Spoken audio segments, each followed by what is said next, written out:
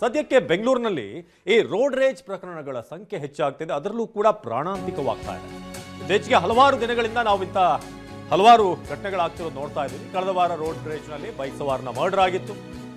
ನಿನ್ನೆ road ರೇಜ್ಗೆ bike ಸವಾರನ ತಲೆ open ಆಗಿದೆ. ನಿನ್ನೆ ಬೆಳಗ್ಗೆ ಬೆಂಗಳೂರಿನ ಪುಟ್ಟೇನಹಳ್ಳಿಯಲ್ಲಿ ನಡೆದಂತಹ ಘಟನೆ. ಬೈಕ್ ಟಚ್ ಆಗಿದ್ದಕ್ಕೆ ಹಲ್ಲೆ ಮಾಡಿ ತಲೆ ಬುರುಡೆ ಓಪನ್ ಮಾಡಲಾಗಿತ್ತು. ಸಾಫ್ಟ್ವೇರ್ ಉದ್ಯೋಗಿ ಪ್ರತೀಕ್ ಮೇಲೆ ದುಷ್ಕರ್ಮಿಗಳ ಹಲ್ಲೆ. ನಿನ್ನೆ ಆಫೀಸ್ಗೆ ಹೋಗ್ತಾ ಇದ್ದಂತ ಸಾಫ್ಟ್ವೇರ್ ಉದ್ಯೋಗಿ ಪ್ರತೀಕ್, ಪುಟ್ಟೇನಹಳ್ಳಿ ಬಳಿಯಿಂದ ಆಫೀಸ್ಗೆ ಹೋಗ್ತಾ ಇದ್ದ ಪ್ರತೀಕ್ನ ಬೈಕ್ ಏನಿದೆ ಅದು ಮತ್ತೊಂದು ಬೈಕ್ಗೆ ಟಚ್ ಆಗಿದೆ. ಇಬ್ಬರು ಬೈಕ್ಗೆ ಕಿತ್ಕೊಂಡು ಪ್ರತೀಕ್ ಮೇಲೆ ಅಟ್ಯಾಕ್ ಮಾಡಿದ್ದಾರೆ. ಬರೀ ಅಟ್ಯಾಕ್ ಮಾಡಿರೋದು ಸಣ್ಣ ಪುಟ್ಟ ಹೊಡೆದಾಟ ಅಲ್ಲ, ಆತನ ತಲೆಬುರುಡೆಯನ್ನೇ ಓಪನ್ ಮಾಡಿದ್ದಾರೆ. ಬೆಂಗಳೂರಿನಂತ ನಗರದಲ್ಲಿ ವೆಹಿಕಲ್ಗಳು ಸ್ವಲ್ಪ ಟಚ್ ಆಗೋದು, ಬ್ರೇಕ್ ಹಾಕುವಾಗ ಹೆಚ್ಚು ಕಮ್ಮಿ ಆಗೋದು ಆಗ್ತಾ ಇರುತ್ತೆ. ಯಾರು ಕೂಡ ಉದ್ದೇಶಪೂರ್ವಕವಾಗಿ ಇನ್ನೊಂದು ಗಾಡಿ ಹೊಡಿಬೇಕು ಅಂತ ಇರಲ್ಲ. ಸೊ ಹಾಗಾಗಿ ಅಲ್ಲಿ ಸ್ವಲ್ಪ ಸಂಯಮ ಇದ್ದರೆ ಮಾತಲ್ಲೇ ಮುಗಿಸ್ಕೊಂಡ್ರೆ ಒಳ್ಳೇದು. ಅದನ್ನು ಬಿಟ್ಟು ನೀವೀಗ ನೋಡ್ತಾ ಇದ್ದೀರ ಪ್ರತೀಕ್, ಈತ ಸಾಫ್ಟ್ವೇರ್ ಉದ್ಯೋಗಿ, ಆತನ ತಲೆ ಓಪನ್ ಮಾಡಿದ್ದಾರೆ. ಇದೇ ಬೈಕ್. ಸೊ ಕಳೆದ ವಾರ ರೋಡ್ ರೇಜ್ ಬೈಕ್ ಸವಾರನ ಮರ್ಡರ್ ಆಗಿತ್ತು. ನಿನ್ನೆ ರೋಡ್ ರೇಜ್ಗೆ ಬೈಕ್ ಸವಾರನ ತಲೆ ಓಪನ್ ಆಗಿದೆ. ನಿನ್ನೆ ಬೆಳಗ್ಗೆ ಬೆಂಗಳೂರಿನ ಪುಟ್ಟೇನಹಳ್ಳಿಯಲ್ಲಿ ನಡೆದಂಥ ಹಲ್ಲೆ. ಸೊ ಹಿಂದೆ ಆಗಿದ್ದು JP ನಗರ ಈ ಭಾಗದಲ್ಲಿ. ಸೊ ಆ ಭಾಗದಲ್ಲಿ ಪುಟ್ಟೇನಹಳ್ಳಿ ಪೊಲೀಸ್ ಲಿಮಿಟ್ಸ್ ಅಲ್ಲೇ ಬರುತ್ತೆ. ತಲೆಬುರುಡೆ ಓಪನ್ ಆಗ್ತಿದ್ದ ಹಾಗೆ ಬೈಕ್ ಮೇಲೆ ಚೆಲ್ಲಿದಂಥ ರಕ್ತ. ಕೂಡಲೇ ಖಾಸಗಿ ಆಸ್ಪತ್ರೆಗೆ ಪ್ರತೀಕ್ನನ್ನು ಅಡ್ಮಿಟ್ ಮಾಡಲಾಯಿತು. ಕೂಡಲೇ ಟ್ರೀಟ್ಮೆಂಟ್ ಕೊಟ್ಟರು.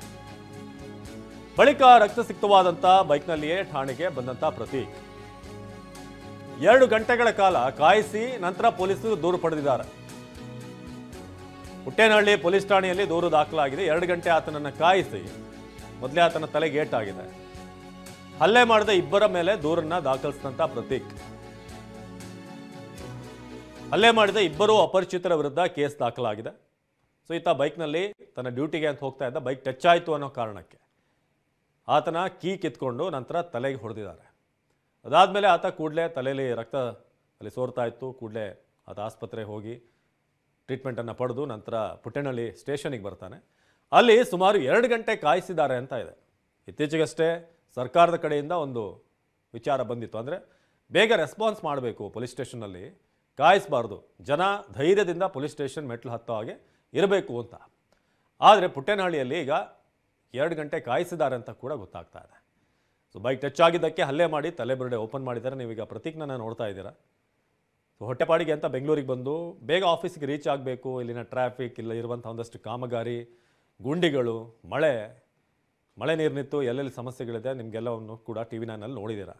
ಇಷ್ಟೆಲ್ಲ ಆಗಿ ಹೇಗೂ ಆಫೀಸ್ ಸೇರಬೇಕು ಅಂತ ಅಂದರೆ ಒಂದು ರೀತಿ ಚಕ್ರವ್ಯೂಹ ದಾಟ್ಕೊಂಡು ಹೋದ ಹಾಗೆ ಕೆಲವೊಂದು ಏರಿಯಾಗಳಲ್ಲಿ.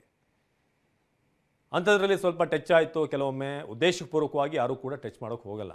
ಇಲ್ಲಿರುವಂಥ ರಸ್ತೆ ಗುಂಡಿಗಳಿರ್ಬೋದು, ಟ್ರಾಫಿಕ್ ಇರ್ಬೋದು, ವೆಹಿಕಲ್ಗಳ ಮೂವ್ಮೆಂಟ್, ಈ ಸಂದರ್ಭದಲ್ಲಿ ಸಣ್ಣ ಪುಟ್ಟ ಟಚ್ಗಳಾಗುವಂಥದ್ದು ಸಾಮಾನ್ಯ. ತೀರಾ ಏನಾದರೂ ಉದ್ದೇಶಪೂರ್ವಕವಾಗಿ ಮಾಡಿದ್ದಾರೆ ಅಥವಾ ಸರಿಯಾಗಿ ಕೇರ್ಲೆಸ್ ಡ್ರೈವಿಂಗ್ ಮಾಡಿದ್ದಾರೆ ಅಂತಂದರೆ ಹೌದು. ಬಟ್ ಕೆಲವೊಂದು ಸಂದರ್ಭದಲ್ಲಿ ಏನೂ ಮಾಡೋಕ್ಕಾಗಲ್ಲ. ಸೊ ಹಲ್ಲೆಗೊಳಗಾದಂಥ ಪ್ರತೀಕ್ ನೀವೀಗ ನೋಡ್ತಾ ಇದ್ರಿ, ಇದೇ ಯುವಕ. ಆತನ ಬೈಕ್ ಕೂಡ ನೀವು ನೋಡ್ತಾ ಇದ್ದೀರಾ. ಇದೇ ಬೈಕ್ನ ಕೀಯನ್ನು ಕಿತ್ಕೊಂಡು ಇಬ್ಬರು ಹಲ್ಲೆ ಮಾಡಿದ್ದಾರೆ. ಸೊ ಬೈಕ್ ಟಚ್ ಆಗಿದ್ದಕ್ಕೆ ಹಲ್ಲೆ ಮಾಡಿ ತಲೆಬುರುಡೆ ಓಪನ್ ಆಗಿದೆ. ನೀವು ಅಕ್ಟೋಬರ್ 25ನೇ ತಾರೀಕು ಆದಂಥ ಘಟನೆ ಕೂಡ ನೀವು ನೋಡಿರ್ತೀರ. ಏನು ವರುಣ್ ಮತ್ತು ದರ್ಶನ್ ಅನ್ನುವ 24 ವರ್ಷದ ಹುಡುಗರು. ಸೊ ನಂತರ ಕಾರ್ನಲ್ಲಿ ಚೇಸ್ ಮಾಡಿ ಅಲ್ಲಿ ಹಿಟ್ ಅಂಡ್ ರನ್ ವಿಚಾರ ಕೊಲೆ ಮಟ್ಟಕ್ಕೆ ಹೋಗಿತ್ತು. ಪ್ರಜ್ವಲ್ ಈ ಬಗ್ಗೆ ಹೆಚ್ಚಿನ ಮಾಹಿತಿಯನ್ನು ನೀಡ್ತಾರೆ ದೂರವಾಣಿ ಸಂಪರ್ಕದಲ್ಲಿ. ಪ್ರಜ್ವಲ್, ಇದೀಗ ಪ್ರತೀಕ್ ಯಾವ ರೀತಿ ಆಕ್ಸಿಡೆಂಟ್ ಆಯಿತು ಈ ಹುಡುಗನದ್ದು, ಜೊತೆಗೆ ಆಕ್ಸಿಡೆಂಟ್ ಆದಮೇಲೆ ಅಥವಾ ಟಚ್ ಆದಮೇಲೆ ವೆಹಿಕಲ್ ಏನಾಯಿತು ಅಂತ, ಮತ್ತೆ ಸ್ಟೇಷನಲ್ಲಿ ಬಂದಾಗ ಕಾಯಿಸಿದ್ ಯಾಕೆ?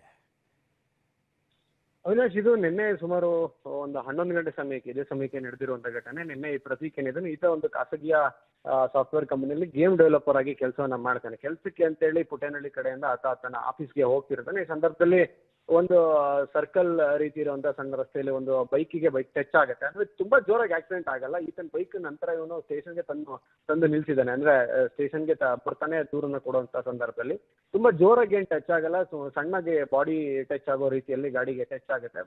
2 ವೀಲರ್ ಟಚ್ ಆಗ್ತಿದ್ದಂಗೆ ಈ ಗಾಡಿ ಒಂದು 2 ವೀಲರ್ ನಲ್ಲಿ ಇದ್ದಂತ ಇಬ್ಬರು ದುಷ್ಕರ್ಮಿಗಳು ಗಲಾಟೆಯನ್ನ ಮಾಡಿ ಈತನಿಗೆ ಹಲ್ಲೆಯನ್ನ ಮಾಡ್ತಾರೆ. ಯಾವ ಮಟ್ಟಕ್ಕೆ ಅಂದ್ರೆ ಇವನು ಹೊಡೆದಂತ ಏಟಿಗೆ ಒಂದು ತಲೆಯಲ್ಲಿ ರಕ್ತ ಚಿಮ್ಮಿ ಇಡೀ ಬೈಕ್ ನೋಡ್ಬೋದು ಪೆಟ್ರೋಲ್ ಟ್ಯಾಂಕ್ ಇಂದ ಹಿಡಿದು ಸಂಪೂರ್ಣವಾಗಿ ಬೈಕೇ ರಕ್ತಮಯವಾಗಿದೆ.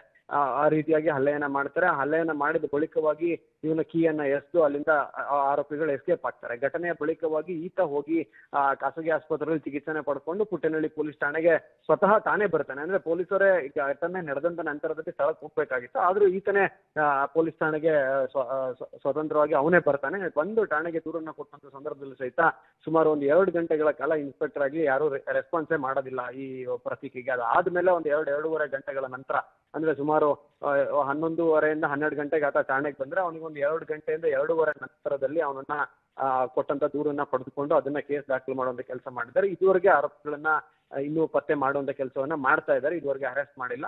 ಒಂದು ವಿಚಾರ ಅಂದ್ರೆ, ಇದೇ ಪುಟ್ಟೇನಹಳ್ಳಿ ಪೊಲೀಸ್ ಠಾಣಾ ವ್ಯಾಪ್ತಿಯಲ್ಲಿ ಕಳೆದ 4 ದಿನಗಳ ಹಿಂದೆ, ಅಂದ್ರೆ 25ನೇ ತಾರೀಕು ನೈಟ್ 11:30 ಸುಮಾರಿಗೆ ಬೈಕ್ ಮಿರರ್ಗೆ ಟಚ್ ಆಯ್ತು ಅನ್ನೋ ಕಾರಣಕ್ಕೆ ರೋಡ್ ರೇಜ್ ವಿಚಾರಕ್ಕೋಸ್ಕರನೇ ಒಂದು ಕೊಲೆ ನಡೆಯುತ್ತೆ.